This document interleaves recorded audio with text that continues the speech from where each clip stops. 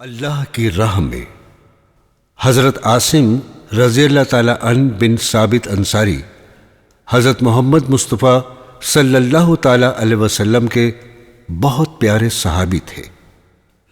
حضور اکرم نے خاموشی کے ساتھ دشمنوں کا حال دریافت کرنے کے لیے 10 آدمی بھیجے۔ ان 10 آدمیوں میں حضرت عاصم بن ثابت انصاری بھی تھے، اور انہیں کو حضور صلی اللہ تعالیٰ علیہ وسلم نے اس جماعت کا امیر مقرر کیا۔ یہ لوگ جب دشمنوں کے قریب ایک جگہ پہنچ گئے تو دشمنوں کو کسی نہ کسی طرح ان کے آنے کی اطلاع ہو گئی۔ وہ تقریباً 100 آدمی مسلح تیر کمان لے کر اور گروہوں میں بٹ کر ان کی تلاش میں نکل پڑے اور ان کے قدموں کے نشان دیکھتے ہوئے چلے۔ جب حضرت عاصم اور ان کے ساتھیوں کو معلوم ہوا تو ایک جگہ یہ لوگ چھپ گئے، لیکن دشمنوں کو ان کا پتہ چل گیا اور انہوں نے ان کو گھیر لیا اور کہا، اپنے آپ کو ہمارے حوالے کر دو، ہم تم سے وعدہ کرتے ہیں کہ ہم تم کو قتل نہیں کریں گے۔ حضرت عاصم نے کہا، میں ان لوگوں کی ذمہ داری پر اپنے کو ان کے سپرد کرنے پر تیار نہ ہوں گا جو اللہ اور اس کے رسول کو نہیں مانتے۔ یہ کہہ کر اللہ تعالیٰ سے دعا کی، اے اللہ، اپنے پیارے نبی کو ہمارے حال کی اطلاع فرما دیجئے، اور میرا سر تیرے راستے میں کاٹا جا رہا ہے، تو ہی اس کا محافظ ہے۔ اب کیا تھا، دشمنوں کی طرف سے تیروں کی بارش ہونے لگی۔ انہوں نے بھی اپنے ترکش سے تیر نکال کر مقابلہ کیا۔ آخر کار مقابلہ کرتے ہوئے شہید ہو گئے۔ اللہ تعالیٰ نے ان کی دعا قبول فرمائی۔ حضور اکرم صلی اللہ تعالیٰ علیہ وسلم کو واقعے کا علم اسی وقت ہو گیا، اور شہادت کے بعد جب جب دشمنوں نے ان کا سر کاٹنا چاہا تو شہد کی مکھیاں ابر کی مانند ان کی لاش کے گرد جمع ہو گئیں۔ دشمنوں نے سوچا رات کو جب یہ اڑ جائیں گی تو سر کاٹ لیں گے، مگر رات کو ایسی تیز بارش ہوئی کہ ان کی لاش کو وہ بہا لے گئی۔ اس جماعت کے اور بھی آدمی شہید ہو گئے۔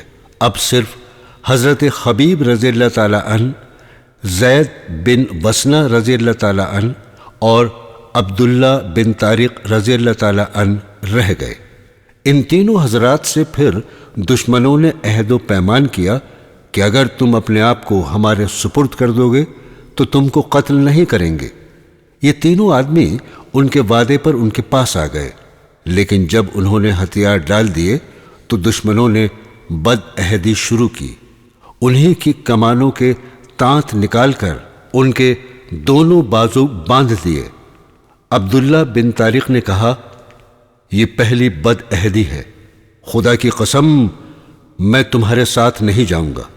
میرے لیے یہی بہتر ہے کہ میں ان شہیدوں کی پیروی کروں، اور میں انہی کی پیروی کروں گا۔ دشمنوں نے ان کو زور سے کھینچا، لیکن انہوں نے اپنی جگہ سے جنبش نہ کی۔ دشمنوں نے ان کو وہیں شہید کر دیا۔ اب صرف حضرت زین بن وسنہ اور حضرت خبیب رہ گئے تھے۔ ان کو گرفتار کر کے یہ لوگ مکہ لائے۔ یہاں حضرت زین بن وسنہ کو صفوان بن ابتہ نے خرید لیا، اور حضرت خبیب رضی اللہ تعالیٰ عنہ کو حارث کے لڑکوں نے، تاکہ اپنے اپنے باپ کے بدلے میں ان دونوں کو قتل کر ڈالے، اس لیے کہ اس دردناک واقعے سے پہلے جنگ بدر ہوئی تھی، اور اس میں حضرت عاصم، حضرت خبیب اور حضرت زید رضی اللہ تعالیٰ عنہما نے دوسرے صحابہ کے ساتھ اللہ اور اس کے رسول کی طرف سے مکہ والوں سے بڑی بہادری سے جنگ کی تھی، اور اس میں مکہ کے بہت سے لوگ مارے گئے تھے۔ مکہ والے انتقام کی آگ میں جل رہے تھے، لیکن اللہ کے رسول کا مقابلہ کرنا ابھی ان کے بس میں نہیں تھا، اس لیے وہ ان 2 بے کس انسانوں کو قتل کر کے اپنی آگ بجھانا چاہتے تھے۔ حضرت زید کو صفوان نے خریدنے کے بعد فوراً شہید کرنے کا ارادہ کیا۔ جس وقت ان کو قتل کیا جانے والا تھا، بہت سے لوگ جمع تھے۔ مکہ کے سردار ابو سفیان نے ان سے پوچھا، سچ سچ بتلاؤ کیا تم یہ پسند کرو گے کہ تم کو چھوڑ دیا جائے اور تمہارے بدلے تمہارے سردار حضرت محمد کی گردن مار دی جائے؟ حضرت زید نے کہا، خدا کی قسم، مجھے یہ بھی گوارا نہیں کہ حضور صلی اللہ تعالی علیہ وسلم جہاں بھی رہیں ان کے ایک کانٹا بھی چبھے اور ہم اپنے گھر میں آرام سے رہیں۔ یہ جواب سن کر مکہ والے حیران رہ گئے۔ اس کے بعد ان کو دشمنوں نے شہید کر دیا۔ حضرت خبیب رضی اللہ تعالی عنہ کچھ عرصے تک حارث کے لڑکوں کی قید میں رہے۔ اسی دوران کا واقعہ ہے کہ حضرت خبیب نے ایک دن حارث کی کسی لڑکی سے استرا مانگا، اس نے دے دیا۔ اس عورت کا ایک چھوٹا بچہ ماں کی غفلت سے حضرت خبیب کے پاس آ گیا۔ انہوں نے اس کو اپنے زانوں پر بٹھا لیا اور اس وقت استرا ان کے ہاتھ میں تھا۔ یہ حال دیکھ کر عورت بہت پریشان ہوئی۔ حضرت خبیب نے اس کی پریشانی دیکھ کر کہا، تم ڈرتی ہو کہ میں اس کا قتل کر دوں گا؟ نہیں، میں ہرگز ایسا نہ کروں گا۔ یہی عورت خدا کی قسم کھا کر کہتی تھی، میں نے حضرت خبیب کا جیسا اچھا قیدی کبھی نہیں دیکھا۔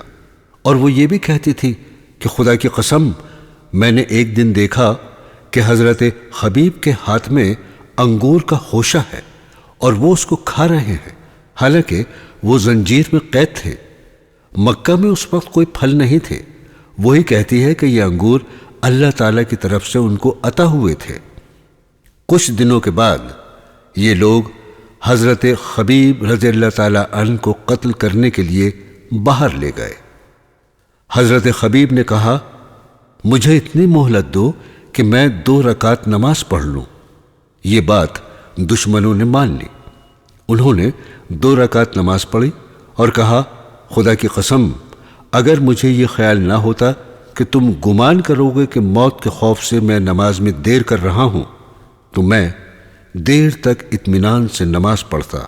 اس کے بعد انہوں نے دعا مانگی، اے اللہ، ان لوگوں کو گن گن کر مار اور کسی کو نہ چھوڑ۔ پھر کچھ اشعار پڑھے جن کا مطلب یہ ہے، جب میں اللہ کی راہ میں مر رہا ہوں تو مجھے کوئی پرواہ نہیں، میرا گرنا اللہ کے لیے ہے، چاہے جس پہلو پر گروں یہ اللہ کی قدرت ہے، اگر وہ چاہے تو میری کھال کے ٹکڑے ٹکڑے میں برکت عطا فرما دے۔ حضرت خبیب رضی اللہ تعالی عنہ نے شہادت کے وقت 2 رکعت نماز پڑھنے کی سنت نکالی۔ اللہ تعالیٰ نے حضور اکرم صلی اللہ تعالی علیہ وسلم کو ان کی شہادت کی اطلاع دی اور حضور اکرم نے اپنے ساتھیوں کو ان کی شہادت کی اطلاع دی۔